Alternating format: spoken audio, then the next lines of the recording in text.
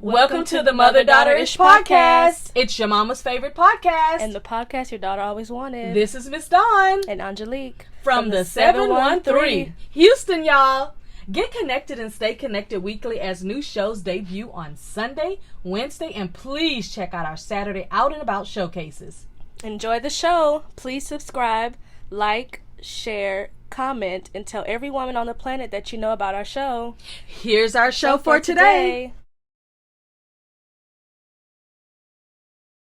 Mothers and daughters, come with me to Nha Trang. Had a wonderful time there with some friends back in November of 2023. And I just wanted to share one thing with you today. Yes, Nha Trang is in Southeast Asia. And I got an opportunity to spend about 25 days in Southeast Asia in Thailand. And one of the things I love to do when I take a vacation is I love to do anything that has to do with being in the jungle. So this was my jungle bunny, my jungle buggy ride, and it was awesome. Now, through this path, also, elephants walk through with people who ride animals. I don't anymore. But I love when there's water involved, there's jungle involved, there's just a sound of nature involved. Of course, as you're driving through there, if you're normal, like me, you're going to be wondering, oh my goodness, what is in this jungle? Really could have been anything, but because I have so much fun doing what I do, I try not to get too involved in being afraid when I'm doing something that I know that I'm enjoying. But I just really wanted to say today that when you do go to other countries and you are having a really great time, do those things that you normally would not do when you're home. Of course, you want to be safe. Of course, you want to do some research and figure out what the ratings and what other people have said their experience is. Of course, you want all your safety gear on. Of course, you want to be guided by someone who's knowledgeable and can protect you as you do these things. Yes, you can do these buggy things by yourself. You can do the ATVs by yourself.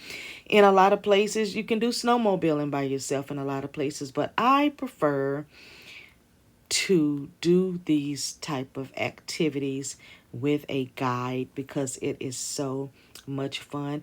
The wind blowing on my face, and it was just, it felt so really wonderful. I had the camera up and was able to do some recording because I like to be able to bring what I'm really, really, really loving in life so that you can see it. I have people who email me all the time or DM me all the time and say, I'm living so vicariously through you. But when I was done, I got a chance to drink some very, very fresh coconuts and take pictures in front of those wonderful flowers there. Now, the next experience that I want to share with you that I did in Nha Trang is that I went to the top.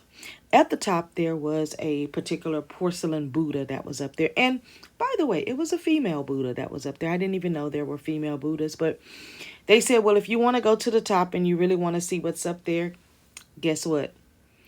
You're going to have to walk up 133 steps. Now, listen, this gave me a little bit of remembrance of some PTSD when I was in Malaysia and I walked up 127 steps to get to the top for the blessing, which was supposed to be some kind of prayer. I didn't do that because I don't allow everybody to pray over me. I don't know who they praying to, or I don't know. I don't do that.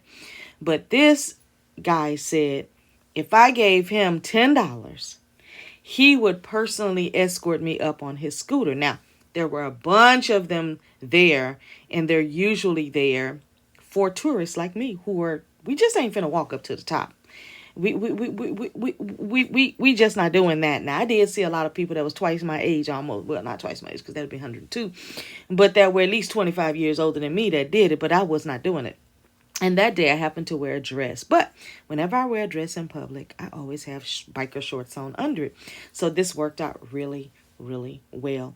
This man was so focused with me on this bike that I was just so proud of him. And then on my way back, this other biker tried to take me back down. And he was like, you're not doing that. Made him pull over, and then I hopped on his bike. When I tell you it was so much fun, it was ridiculous. But we had to go around this whole little pavilion all the way up to the top, and he was just so focused on just making sure that I got up there and that I was safe and that I was happy. So when we were done, I did not give him $10. I actually gave him $20. He almost started crying. He was so happy and so thankful and just so gracious. And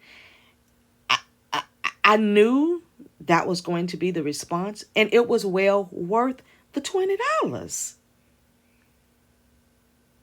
So sometimes going above and beyond and going the extra mile can really make another person happy.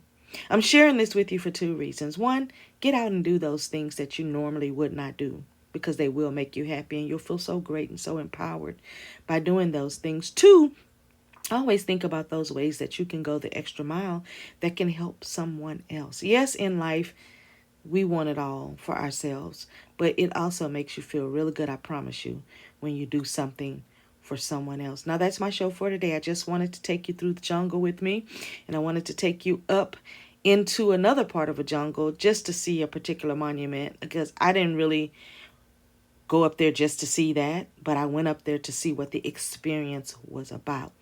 And I will tell you, something strange happened when I got up there. When I got up to the top, you know how usually when you get up to the top of something, you feel more wind and it's a little cooler. When I got up to the top of that thing, it felt like I had stepped into the furnace with Shadrach, Meshach, and Abednego. Let me tell y'all, it was hot. The whole temperature changed going to the top, and it felt better at the bottom. I don't know what that was about, but it freaked me out just a little bit. But that's my show for today on Nocturne. If you have not taken yourself on a Southeast Asian tour, I would suggest that you look into it. We did it on Celebrity Cruises. We met in Singapore. And from Singapore, we went through so many ports. I can't even sit here and tell you all the names right now. And then we ended up in Hong Kong, stayed a few days in Hong Kong, and then came back through Qatar, back to Singapore, back to Atlanta, back to home. It was a very interesting experience. It was one that I was so happy to mark off of my bucket list. If I never go back to Southeast Asia again, I can always say, at least I did it. At least I fully experienced what I wanted to experience with going there. The experience was amazing. Seeing new things was amazing. Meeting so many people was amazing. Seeing the reaction to me was amazing. Good or bad, doesn't matter. It was amazing. The food was good in the places we went to. The cruise was absolutely awesome. It was not expensive at all. It was very affordable, even for anybody who likes to travel. It was very affordable. But I just wanted to share this with you because I've got so much amazing video from this Southeast Asian trip that I will be posting periodically as I continue to go and do things, just so that you can see that I just really do love bringing you to places that I visit, bringing you to places that I try food at, bringing you to places that are new to me as well. So that's my show for today. And thanks for listening. Remember to share and subscribe. Bye.